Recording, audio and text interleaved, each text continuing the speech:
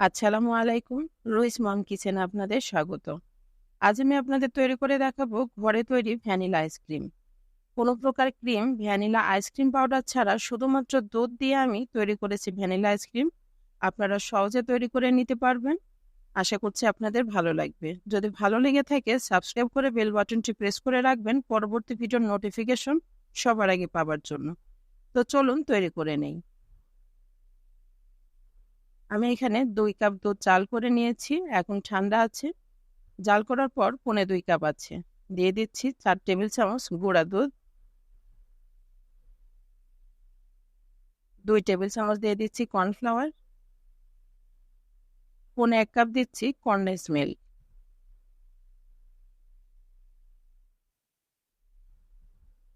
এখন আমি একটা হ্যান্ড উইক্সের সাহায্যে খুব ভালোভাবে মিশিয়ে নিব।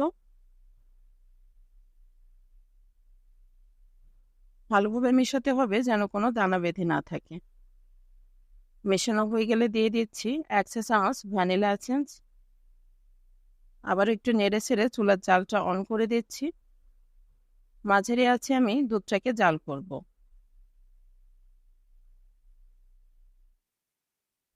অনবরত নাড়তে হবে।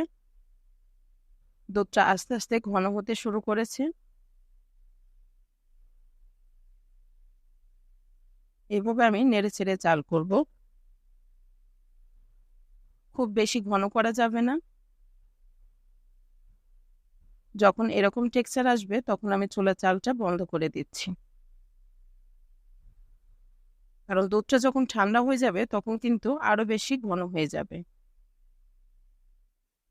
এভাবে নেড়ে ছেড়ে আমি দুধটাকে ঠান্ডা করে নিচ্ছি। দেখুন ঠান্ডা হয়ে গেছে, এখন অনেকটা ঘন হয়ে গেছে। এখন আমি একটা বাটিতে ঢেলে নিচ্ছি।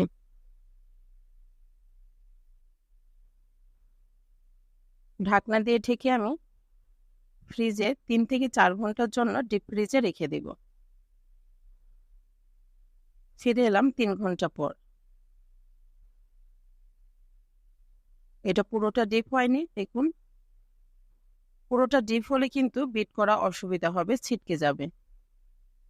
এখন আমি একটা মিক্সিং বলে ঢেলে নিচ্ছি এবং একটা বিটার দিয়ে আমি বিট করব।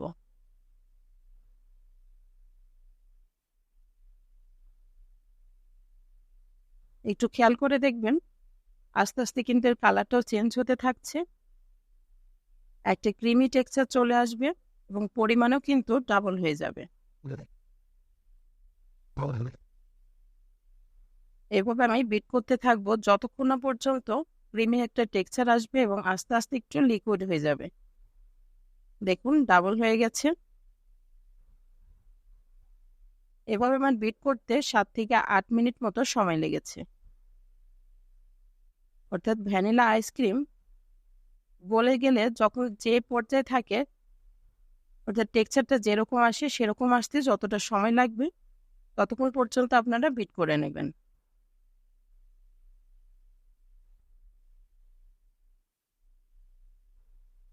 টেক্সচারটা এমন এসেছে।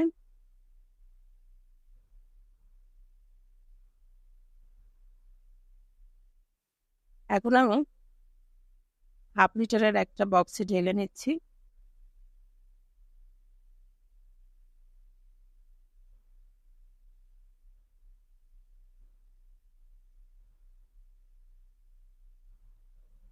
এটা ভালোভাবে আমি সবগুলো একটু দিয়ে দিব, একটু ঝাঁকিয়ে নেব।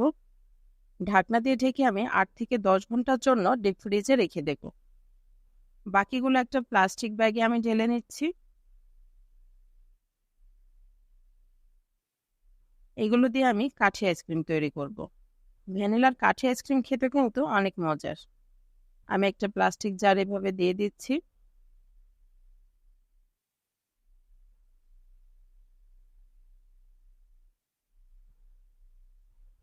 আমি এখানে প্লাস্টিক কাঠিগুলো ব্যবহার করব না, আপনারা চাইলে দিতে পারেন।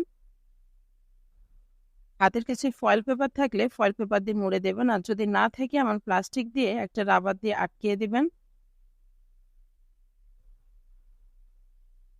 একটা ছুরির সাহায্যে আমি ছিদ্র করে নিচ্ছি। তারপর আমি এখানে আইসক্রিম কাঠিগুলো দিয়ে দিচ্ছি। এটাও আমি ডিপ ফ্রিজে রেখে দেবো 8 থেকে 10 ঘন্টার জন্য। ফিরে এলাম 10 ঘন্টা পর। আমি এখন একটা একটা করে খুলে আপনাদের দেখিয়ে দিচ্ছি।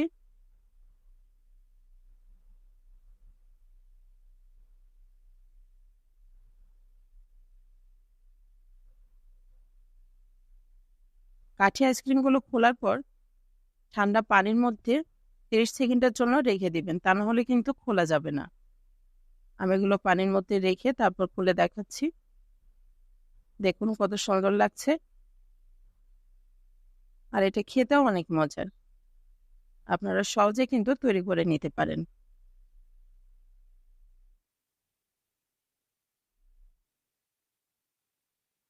আমি এখন বক্সটা দেখাচ্ছি। আপনারা দেখে নিশ্চয়ই বুঝতে পারছেন কতটা সুন্দর হয়েছে,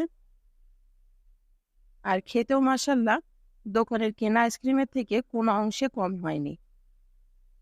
তাই আর দেরি না করে ঘরে আপনারা খুব সহজে তৈরি করে নিতে পারেন শুধুমাত্র দুধ দিয়ে ভ্যানিলা আইসক্রিম।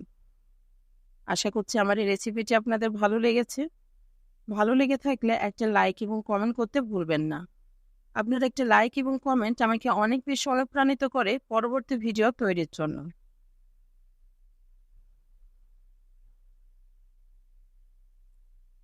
কোনো প্রকার মাওয়া ছাড়া শুধুমাত্র লিকুইড দুধ দিয়ে তৈরি করলে কিভাবে মাওয়া দেওয়া কুলফির স্বাদ পেতে পারেন সেই রেসিপি আমার চ্যানেলে দেওয়া আছে। আপনারা চাইলে দেখে সহজে তৈরি করে নিতে পারেন। আবার পরবর্তী রেসিপি দেখার আমন্ত্রণ জানিয়ে আজকে এখানেই শেষ করছি। অনেক অনেক ভালো থাকবেন সবাই। ধন্যবাদ।